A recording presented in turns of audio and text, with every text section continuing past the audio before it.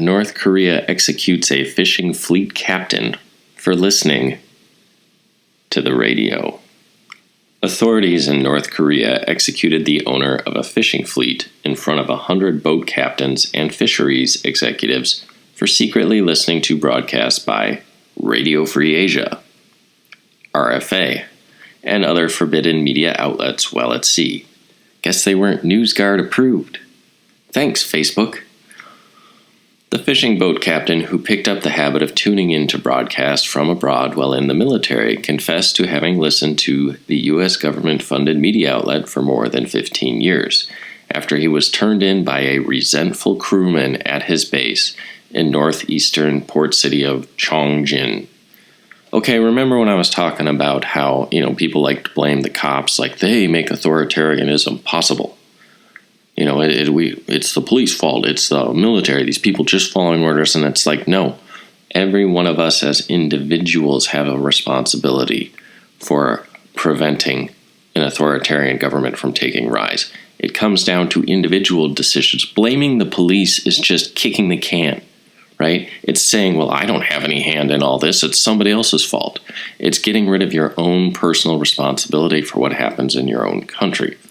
If this Karen wasn't running around saying, he's not wearing a mask, he's not social distancing, he's doing this, he's doing that, he had more than 5 people over for Thanksgiving. Like, if this Karen had not turned in this captain, he'd still be fishing today. Every single one of us has a choice as to where we go. And you get to make that choice, and it's only yours. So, North Korea goes to extraordinary lengths to stop its population from accessing outside information, just like we're seeing with Silicon Valley, with strict punishment for violators. Talking about what's actually going on with the dueling electors?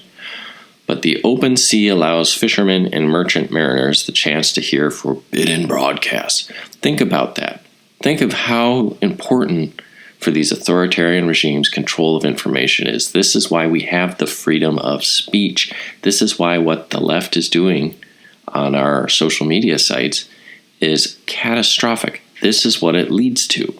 The captain had been catching fish for the government of Kim Jong-un, which has ordered North Korean fishermen to increase catches amid food shortages. Okay, so they're starving, and now they're executing one of their most successful fishing captains. See how this works in communism? See why they always starve? Because, this guy gets good, he gets successful, and then he wants something like, freedom. Got to get rid of him. Well, who's second in command? Well, second in command isn't nearly as good as this guy. And then second in command, well, something happens to him. Third in command, fourth in command. Before you know it, you just have a bunch of incompetent people catching your fish, getting your food. And you starve. You have to let the best of the best, the hardest working, rise to the top, become wealthy, become powerful, so we can have things like enough to eat every day.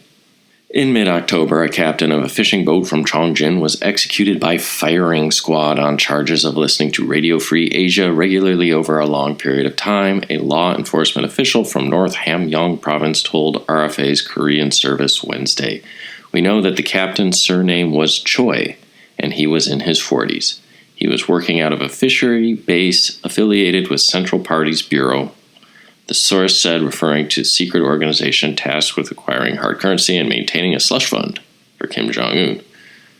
Choi was the owner of a fleet of over 50 ships. He was managing 50 ships. Do you think his replacement can do it as well as him? So they're starving. Now they're going to be more starving. During an investigation by Provincial Security Department, Choi confessed to listening to RFI broadcasts since the age of 24 when he was serving in the military as a radio operator. The official said that Choi and his subordinates in the military routinely set the dial to Radio Free Asia when he was in his 30s. After he finished his military service, he continued to listen to Radio Free Asia. They say that listening to RFA brought back fond memories of his days in the military. It also seems he was under the illusion that because he was part of the government's fishing base, he would be immune to criminal charges.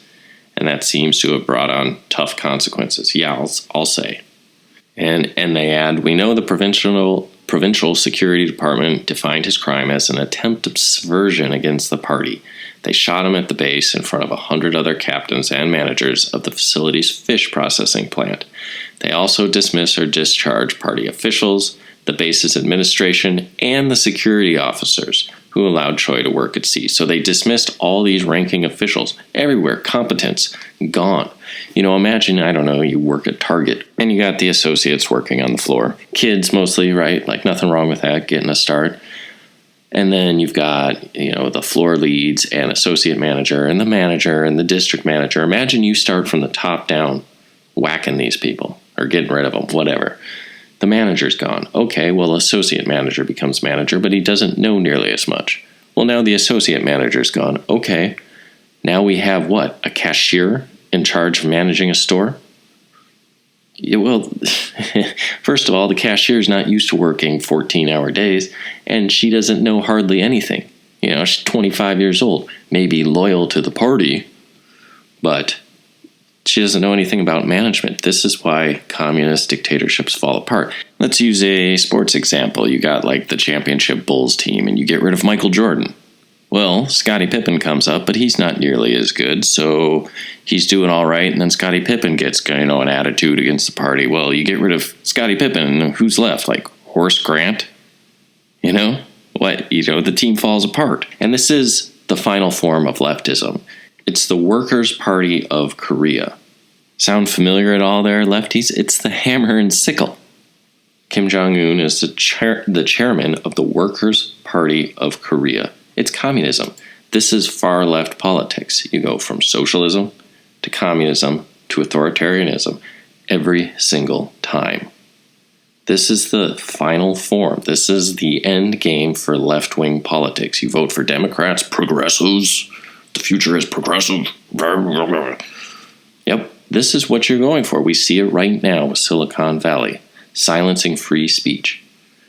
There is no such thing as partially free speech. I'm partially free. I spend 12 hours a day in jail, but I'm free the other 12 hours. Well, you're not free. You're either free or you're not free. Speech is either free or not free, and you got to deal with the bad speech because it's far more important that powerful people do not have the ability to squelch what others are saying.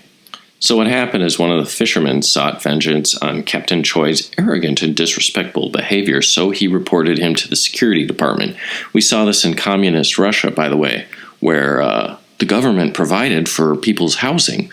Well, the thing is, you had 2 and 3 families living in one apartment.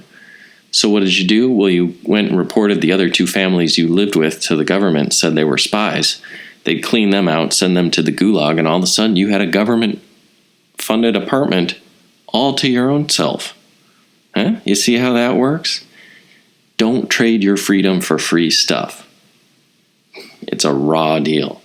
They continue, it's really common for people who work on ships to enjoy broadcasts in the Korean language, such as Radio Free Asia, through their radio communicators when they go out to sea. The authorities made an example out of Choi to imprint on residents that listening to outside radio stations means death. Trusted sources, NewsGuard, authoritative sources, it's all the same thing. State-run media only. They're banning everything that isn't Democrat, liberal, left-wing, progressive approved off YouTube. They're turning it into TV. Which, hey, by the way, I've got my BitChute kind of up and running. So you can see this there too. So 2 refugees that escaped from North Korea and settled in the South told RFA on Thursday that Washington-based outlets' programming is widely consumed by ordinary North Korean residents. Oh, even in pain of death there, Silicon Valley, even upon pain of death, people seek out truth. You seek truth or you serve evil. Those are your choices in this life. People are curious about the RFA content because the authorities tell us through resident education sessions, which are more like propaganda, to never listen to RFA. It's almost like banning things makes it more popular. Kind of like InfoWars and Alex Jones. Yeah.